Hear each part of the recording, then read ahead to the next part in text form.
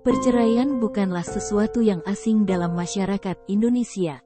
Perceraian dapat terjadi ketika antara seorang suami dan seorang istri tidak cocok lagi secara batin, yang menyebabkan perpisahan melalui keputusan pengadilan.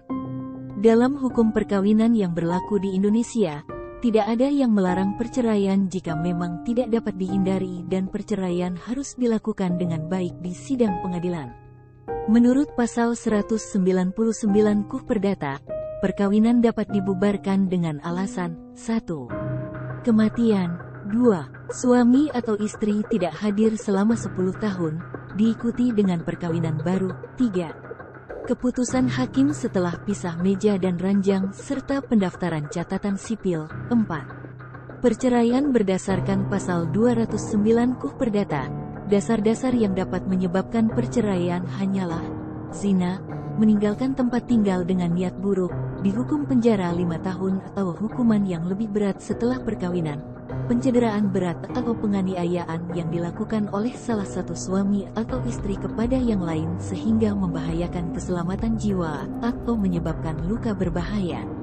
Sementara menurut UU No. 1 Tahun 1974 tentang perkawinan dapat berakhir karena 1. Kematian, 2. Perceraian, dan 3. Keputusan pengadilan. Untuk melakukan perceraian harus ada cukup alasan bahwa suami istri tidak akan dapat hidup rukun sebagai pasangan. Perceraian hanya dapat dilakukan di depan sidang pengadilan setelah pengadilan yang bersangkutan berusaha dan tidak berhasil mendamaikan kedua belah pihak. Menurut pasal 41 UU Perkawinan, akibat dari perceraian adalah 1.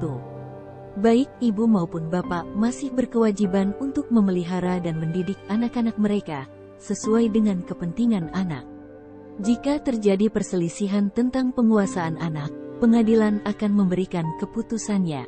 2. Bapak bertanggung jawab atas biaya pemeliharaan dan pendidikan yang dibutuhkan anak. Jika bapak tidak mampu memenuhi kewajiban tersebut, pengadilan dapat menentukan bahwa ibu juga harus memikul biaya tersebut.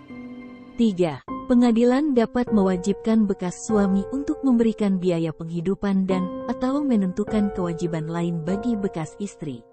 Ini menunjukkan bahwa meskipun perceraian terjadi, kewajiban orang tua untuk memelihara anak masih tetap berlangsung hingga anak dewasa dan dapat berdiri sendiri.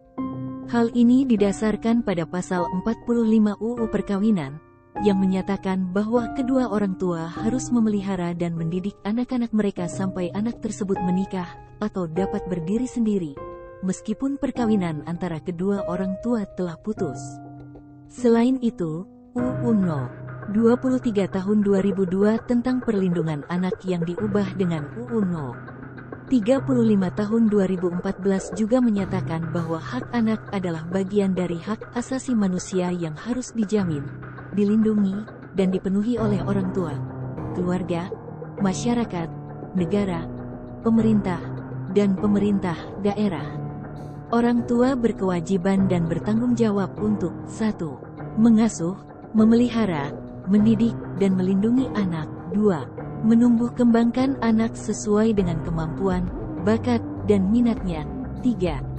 Mencegah terjadinya perkawinan pada usia anak. Dan 4. Memberikan pendidikan karakter dan penanaman nilai budi pekerti pada anak. Dalam menangani kasus pemeliharaan anak dan tanggung jawab nafkah anak, pengadilan negeri cenderung meletakkan tanggung jawab pemeliharaan anak pada ibu kandung dan menjadikan bapak sebagai pihak yang bertanggung jawab atas semua biaya pemeliharaan dan pendidikan anak. Namun, jika bapak tidak mampu memenuhi kewajibannya, pengadilan dapat memutuskan agar ibu juga turut bertanggung jawab atas biaya tersebut. Apabila terjadi perselisihan antara kedua orang tua, pengadilan dapat memberikan keputusan tentang siapa di antara mereka yang lebih berhak mengasuh anak setelah perceraian. Kedua orang tua dapat mengajukan gugatan atau jawaban yang menyatakan bahwa mereka lebih berhak mengasuh anak dan menunjukkan alasan-alasan yang membuat hakim memutuskan untuk memberikan hak asuh kepada mereka.